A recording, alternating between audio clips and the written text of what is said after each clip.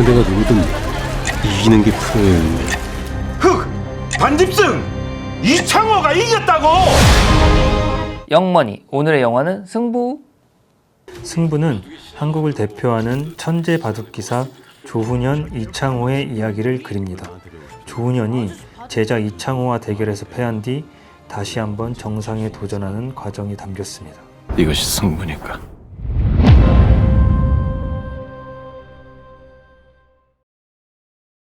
되게 재밌게 봤거든요. 저는 엄청. 네. 생각보다 엄청 좋았다. 감독님이 또 그 전 작품은 보안관? 네, 맞습니다. 요거 하나밖에 없더라고요. 그거는 좀 안 봤는데 뭐 비슷한 느낌인지는 모르겠네요. 영화가. 보안관은 좀 이제 코미디 아, 영화였고, 이건 되게 웃긴 장면은 거의 안 나오잖아요. 그 전체적으로 좀 유머러스한 게 좀 있는데, 맞죠, 맞죠. 그래서 제가 봤을 때는 아까 약간 까는 거지만 유아인 배우가 약간 유머러스한 그 연기는 아니어가지고. 아, 그쵸, 그쵸. 예. 오히려 이병헌이 조금 이렇게 되게 츤데레 같은 거 많이 나오잖아요. 나머지 유명한 배우 되게 많이 나오더라고요. 뭐 고창석, 현봉식, 예. 그리고 아역도 그 김강훈. 김강훈. 예. 그 얘기 그 옛날 영화잖아요. 이게 좀 그쵸, 개봉 그쵸. 늦게 하는 예. 거라. 지금 엄청 많이 컸다고 훈남 됐다고. 180이 넘었다고. 소감 어땠는지 이제 릴레이로 하는데 저는 기대보다는 너무 좋았어요. 너무 재밌고 오히려 저는 거꾸로 영화를 보고 그 조훈현하고 이창호 구단의 다큐멘터리를 뒤에 봤는데 다큐멘터리보다는 영화가 훨씬 좀 많이 와닿고 구성도 되게 좋았어요. 이렇게 소소하게 그런 어떤 사제 간의 어떤 그런 괴로움, 좋으면서도 괴로운 거잖아요, 사실. 뭐 그런 것도 좋았고 그 개인적으로는 이제 평론가들 평은 조금 짰다 생각보다는. 지루하진 않았습니다. 재미없지 않았어요. 아. 그리고 그냥 무난하게 봤고, 그 무난함을 배우들의 연기로 이제 확 올려준, 재미있게끔 그렇게 봤습니다. 연기가 확실히 너무 좋아가지고 그 연기 보는 맛이 확실히. 아, 그렇죠. 여기 출연자들 다 연기 잘해요. 네, 연기 너무 잘하죠. 네. 그 부자연스러운 게 하나도 없고 조우진도 되게 맛깔나게 딱 거기서 맞습니다. 예, 딱, 뭔가 예. 착착 좀 붙는 스타일이라서 딱 필요한 순간에 좋았어요. 되게. 그 PD님은 어떠셨어요? 카메라를 엄청 활용을 잘했어요. 몰입도를 엄청 높여줬다. 바둑을 알면 더 재밌었을 텐데 몰라도 재밌었던 영화예요. 제 생각에 조은현을 알면 이 영화가 더 재밌을 것 같아요. 오히려 어쨌든 뭐 의견이 좀 갈릴 수 있지만 주인공은 조은현 네, 그쵸. 역할의 이병헌이잖아요. 네, 주인공 좋은 그러니까 조은현을 알면 더 재밌게. 저는 조은현을 아는 세대여서 그런가 와닿았다. 되게 좋았어요. 무대 인사되는 그 극장에서 그 편을 봤는데 더 좋았거든요. 그래서 혹시 기회 되시면 무대 인사 있으시면 꼭 보시고 극장 가서 볼만하다. 왜 극장 가서 보는 거 제가 추천드리냐면 OTT로 보면은 약간 그 영화의 공기랄까? 같이 보는 사람들하고 동시에 느끼는 어떤 그런 묘한 동질감 이런 게 없거든요. 뭐 무슨 뜻이냐면 옛날 기생충을 볼 때 제가 진짜 끝물에 봤거든요. 거의 네네네. 막 내릴쯤. 근데 낮에 평일 저녁에 봤는데 연세가 좀 있으신 분들이 온 거예요. 보통 이렇게 흥행의 말단계 연세 있는 분들이 오잖아요. 다 봤대. 그래서 보잖아요. 근데 연세 있는 분들이 또 몰입을 좀 잘하잖아요. 그쵸, 옛날 그쵸, 스타일이라서. 그쵸. 그래서 그 초인종 눌러서 그 가정 보는 장면부터 주변에 어른들이 숨을 안 쉬는 거예요. 그러니까 더 원래 이게 약간 영화관 가면 팝콘 먹고 막 잡음이 나는데 그쵸. 너무 조용하니까 더 영화에 이렇게 쫙 몰입해서 그 기생충의 체험이 엄청 좋았거든요. 근데 이 영화도 약간 같이 보는 사람들이 물론 제 뒤에 옆에 있던 분이 가서 과자를 먹어서 바삭거리긴 했는데 아니, 너무 자기는 조용히 하려고 이렇게 숙여서 했는데 저는 귀에 가까워지잖아요. 그러니까 이렇게 했지만 전체적인 그 관객들의 분위기는 저는 되게 좋았다. 그래서 개인적으로 OTT보다는 약간 극장을 추천드린다.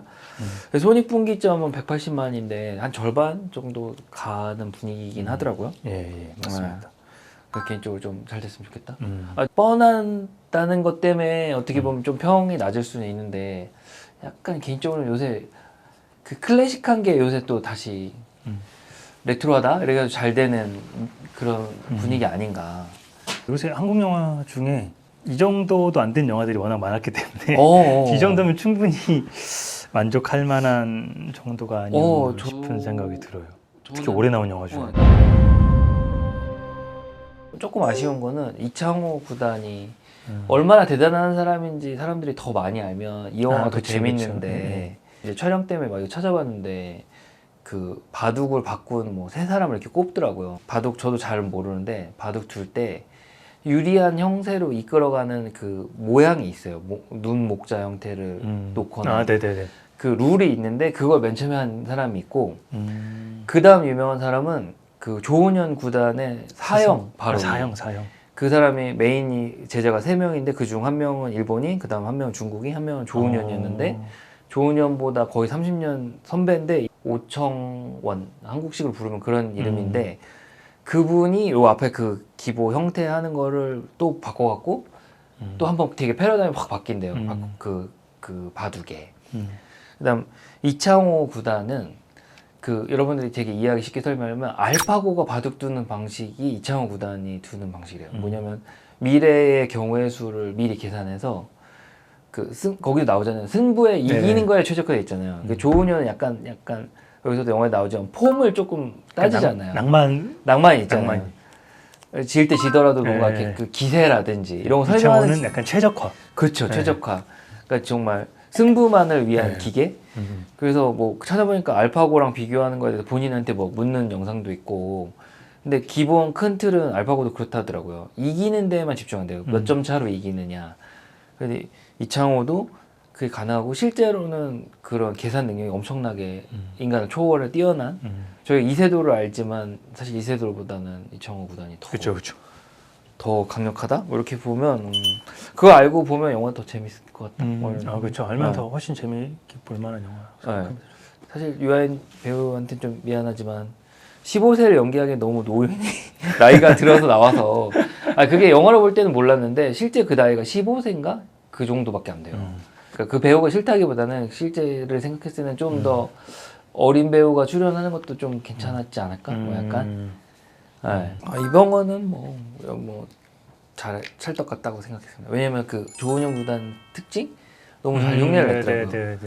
이광인 배우도 너무 좋아서 저는 저도 이렇게 턱을 갠다 이런 거나 이 하관에 이렇게 약간 통통한 그 느낌을 내려고 이렇게 입 모양이라든지 그런 연기는 참 잘했다.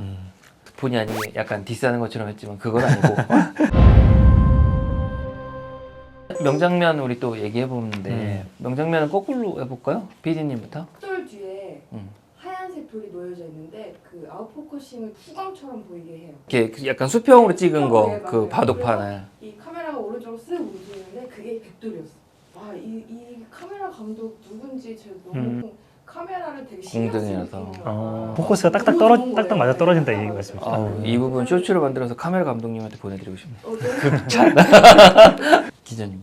저는 이병헌 씨 연기한 부분인데 이창호랑 처음 대국을 하면서 기세를 딱 잡았다가 이제 뭐 역전당하는 것처럼 될 때 안 되나? 약간 이렇게 하는 부분이 있잖아요. 대사가 그게 되게 바꿔쳤어요. 그 연기가 굉장히 인상적이었습니다. 그 한마디 그 표정에서 좀 뭔가 굉장히 복합적인 감정을 담아냈다 이렇게 느꼈었고 인터뷰를 할 때도 그 어떤 장면이 제일 힘들었냐고 했을 때 그 장면을 꼽긴 하더라고요. 그게 가장 중요했었고 또 그 장면을 여러 번 찍었다고 이렇게 말도 해가지고 저도 그 장면이 제일 좋았습니다. 되게 잠깐 딱 지나가는데 그 약간 고민 갑자기 자세를 좀 바꾸잖아요.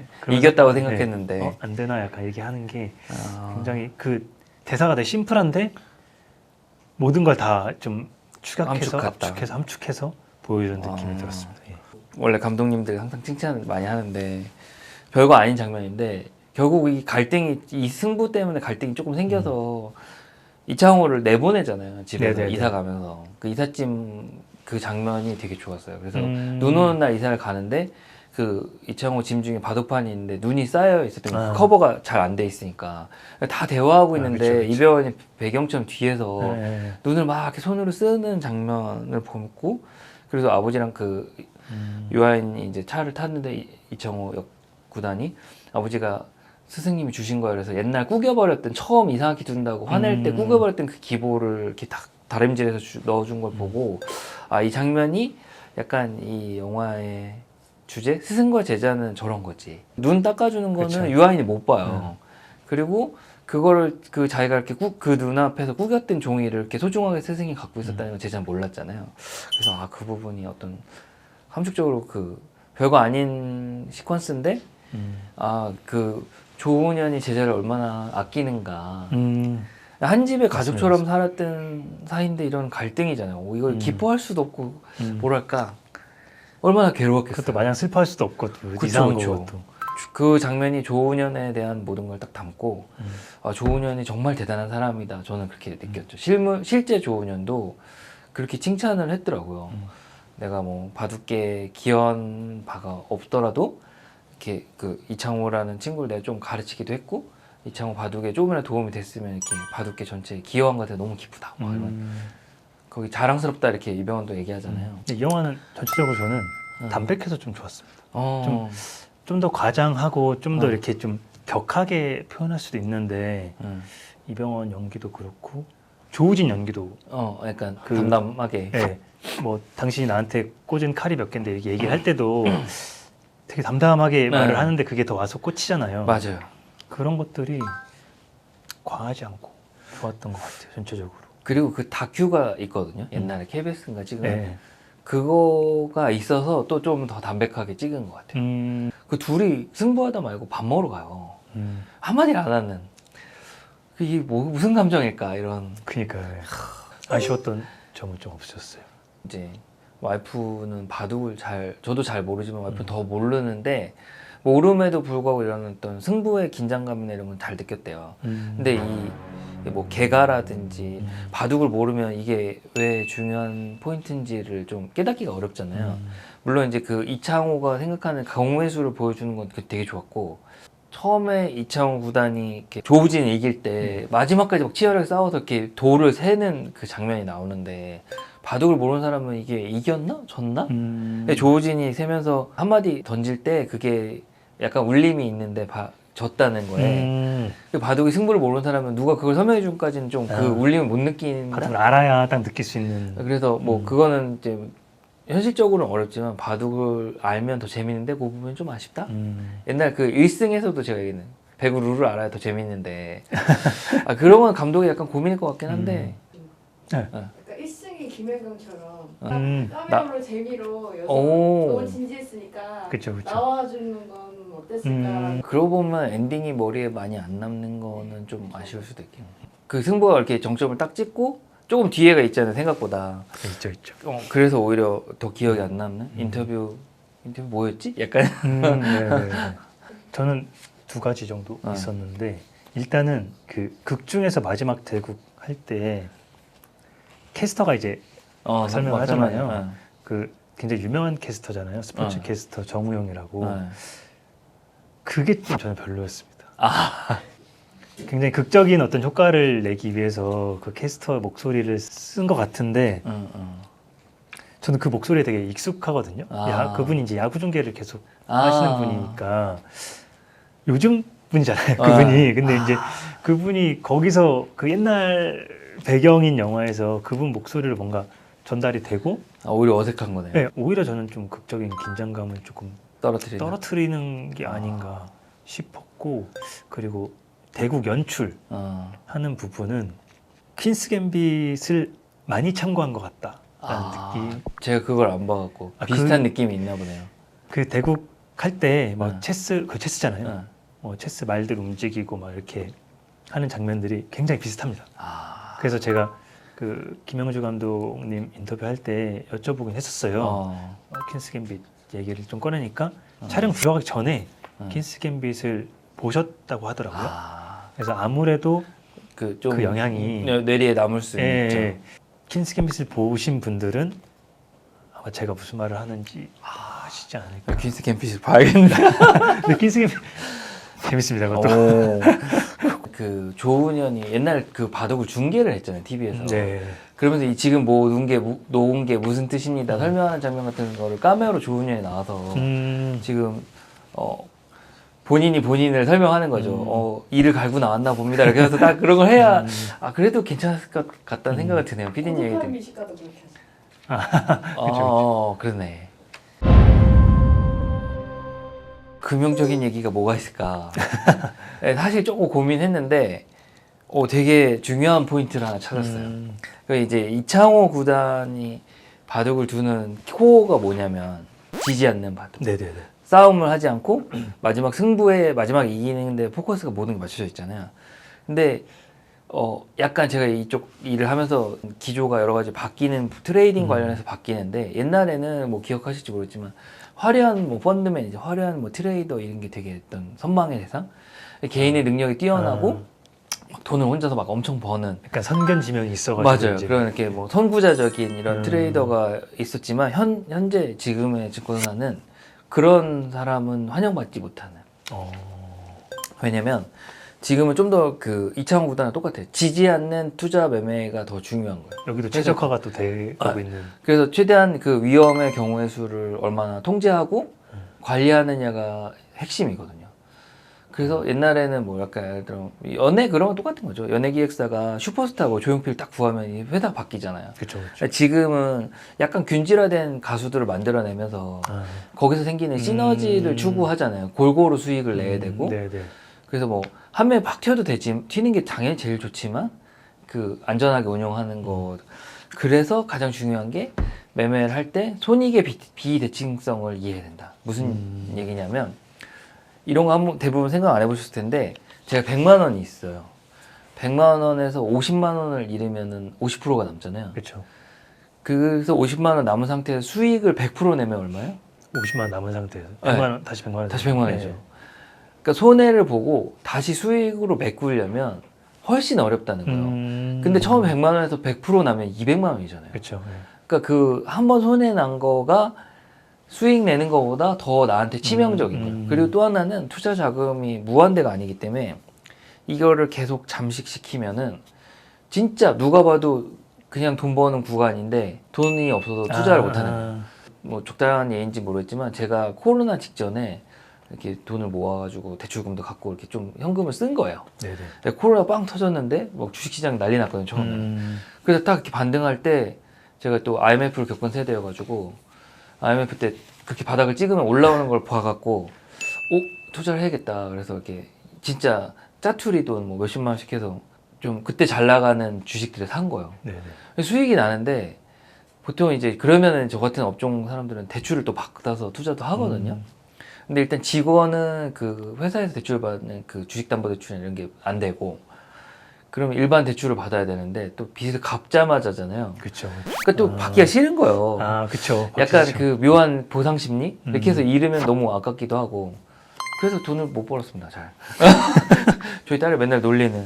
결론적으로 이제 제가 벌었으니까 아쉬운 거지만 뭐 더 망하실 수도 있거든요. 그래서 투자 자금을 관리할 때 손실 관리가 제일 핵심이다.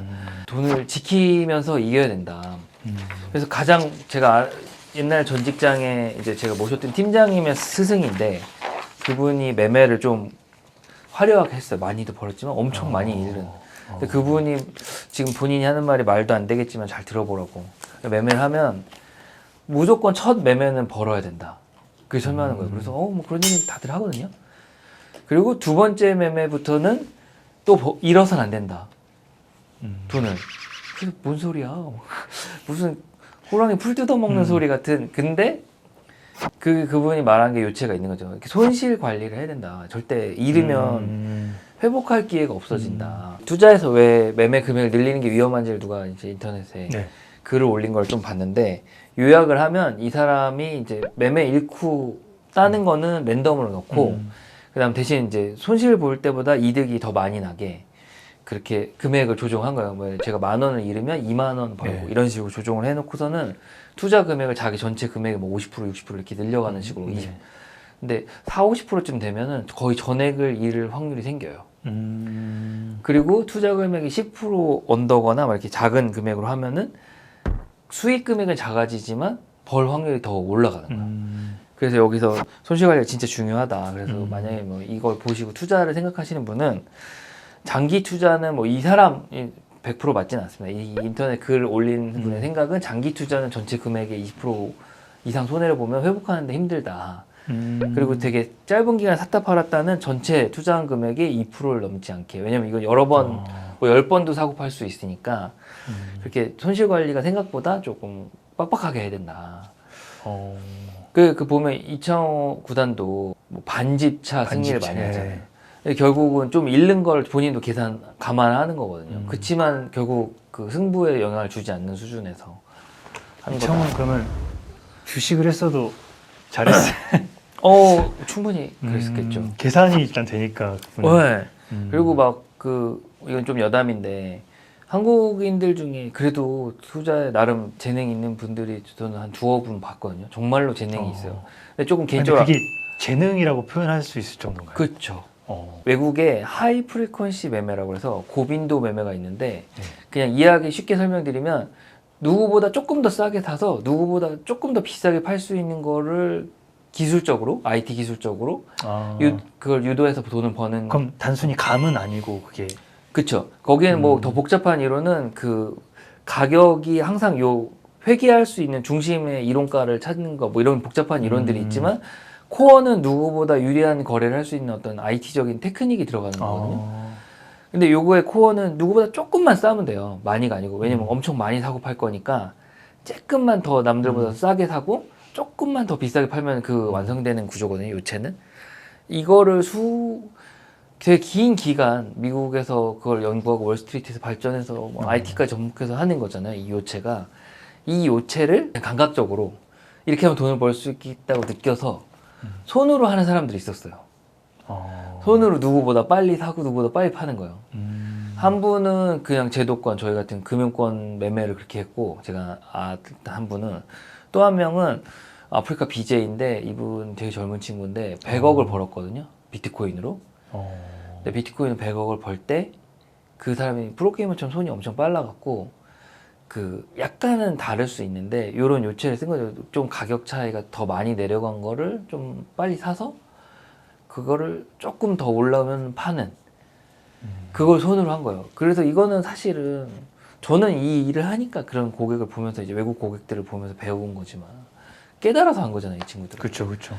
결국은 되게 특별한 능력이 있는 거라고 생각을 하고 약간 개인적으로 아쉬운 거는 이런 능력이 있는 사람이 국가 전체적으로 부를 늘리는데 되게 기여할 수 있는 사람인데 우리의 사회가 그런 사람들을 위한 뭔가 밑거름이 돼줄 수 있나 이런 생각을 해본 거죠. 왜냐면 미국은 그런 재능 있는 사람들에게 펀딩을 하고 투자의 기회를 주거든요. 근데 한국은 그런 사람들한테 투자의 기회를 주는 거에 대해서 조금 일부는 죄악시하고 일부는 또 되게 위험하다는 생각이 되게 팽배해요. 그런 사람들은 어둠의 세계에 딱 밀어넣고 그 음지에 밀어넣고 양지로 끌어들이진 않는 그 정도까지는 아니지만 그 부분에 대해서 조금 이제 터부시하는 그런 게 있죠. 약간 대부분은 트러블을 일으키거든요. 그런 사람들이. 그거는 부정할 수는 없는데 결국은 보면 노 리스크 노 리턴이거든요. 그렇죠. 빅쇼트 혹시 보셨나요? 맞습니다. 네. 빅쇼트의 크리스찬 베일이 거기 보면 괴짜장 이상한 사람이죠. 그렇죠. 투자자가 막 화도 내고 하지만 그 사람을 믿고 투자를 해줬잖아요.